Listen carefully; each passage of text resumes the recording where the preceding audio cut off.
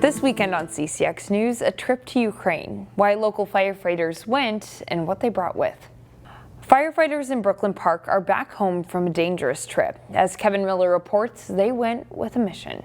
This is a country that experiences threats on a regular basis. There's a sense of nervousness that comes with travel to a war zone. That is a country at war.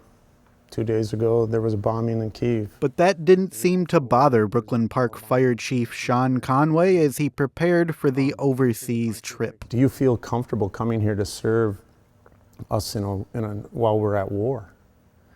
And without hesitation, we said yes. We know that we have something that we can provide that will be helpful for you. Retired Brooklyn Park firefighter Mark Lind joined Conway and the nonprofit Hand in Hand Logistics as they started on their long journey to Ukraine. It was a logistical nightmare on the planes and the trains.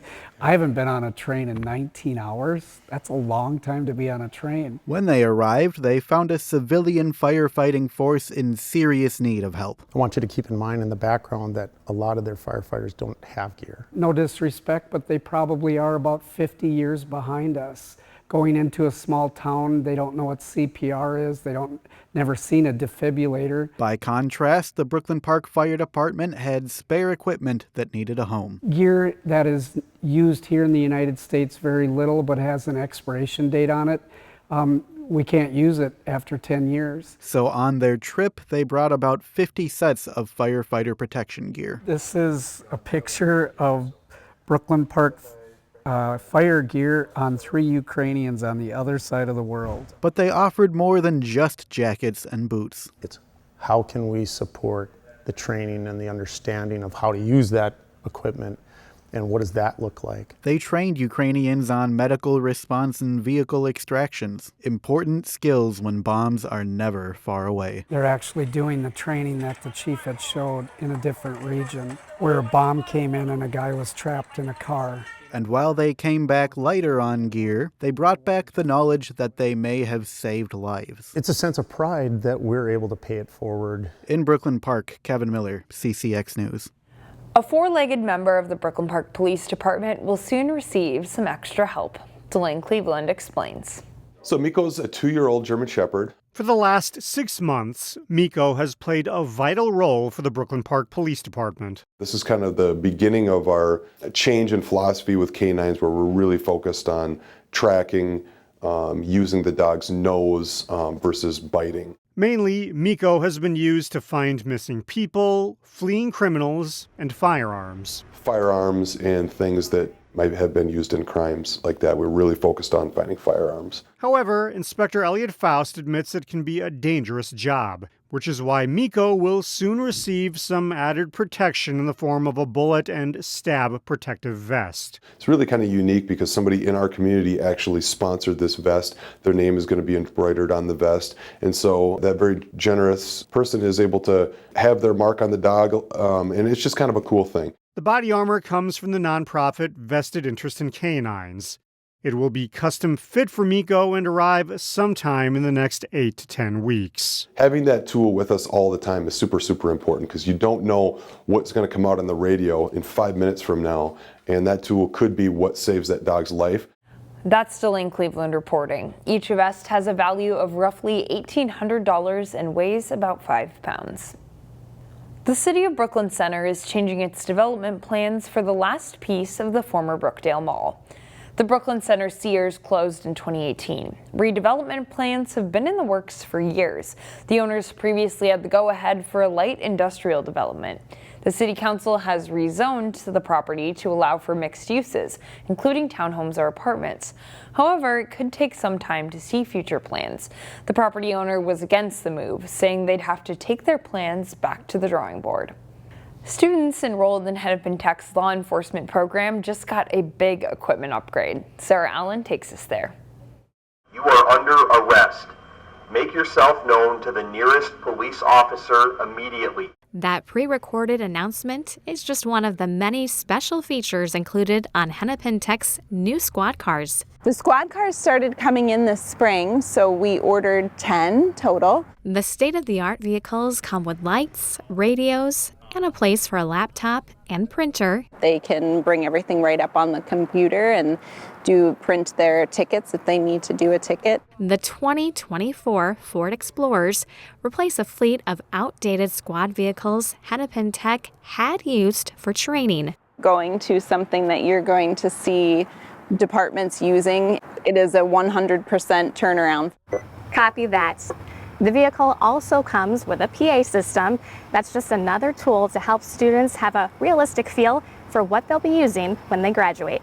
It just makes it more realistic for the students. So the students, when they're in classes, they get the experience that they're going to have out on the field, so they're better prepared. Hennepin Tech wants to prepare the cadets and show their support. Everybody, when they come to classes, they want to use updated equipment, and this is a way for us to also show the community that we are dedicated to the program.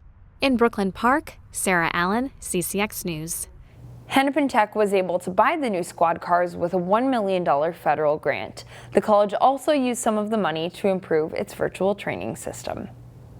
CCX Media, your source for great local programming, is available on Amazon Fire TV, Apple TV, and Roku. Our free app allows you to stream all 3 of our channels live. You will also have access to a large on-demand library, including full sporting events and daily newscasts. To find us, go to the store, search CCX, and download our free app. Then sit back and enjoy all of your favorite local content. The CCX Media app, available on Amazon Fire TV, Apple TV, and Roku.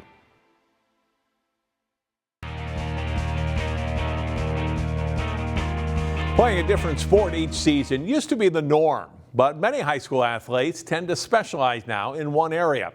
In this week's CCX Sports Spotlight Flashback from April, Jay Wilcox introduces us to a brother combination at Armstrong that proudly wears different gear in the fall, winter, and spring.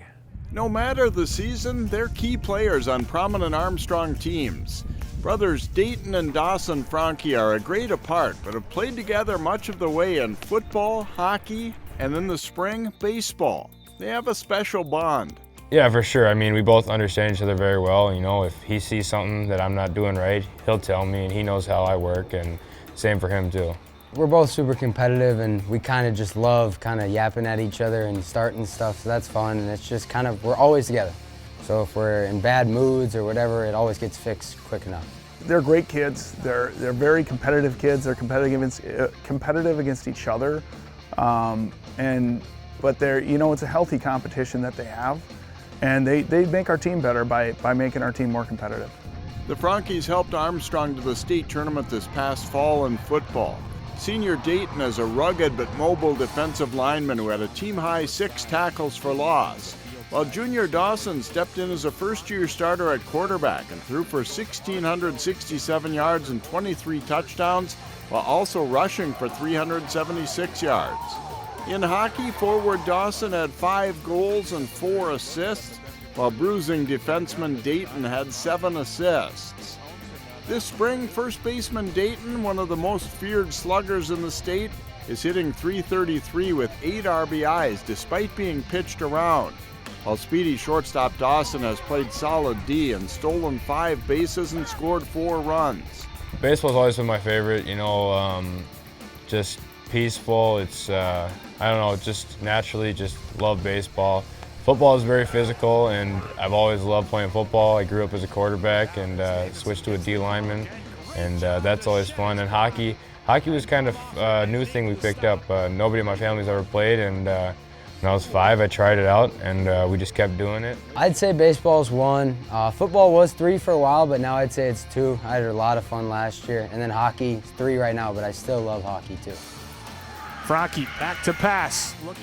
In a pretty large school like Armstrong and in a competitive conference like the Northwest Suburban, playing 3 sports isn't all that common anymore. But the Frankes wouldn't have it any other way, even if there can be some schedule conflicts. I mean, sometimes for summer, but mostly in season, it works out pretty good. My parents both grew up playing 3 sports, and me and Dawson both enjoyed playing 3 sports, so our whole thing was let's play 3 sports as long as we can, and it's been a blast, and I would never change it for anything. I think we're blessed to have guys play 3 sports around here.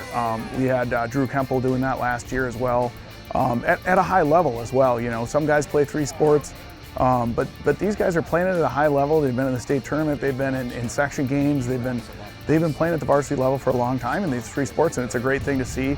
I know college coaches love good athletes, and it's 4 years of your life that you're never going to get back. So why not give it a whirl? I love having guys that play other sports, and by the time they get to baseball, they're really excited for baseball.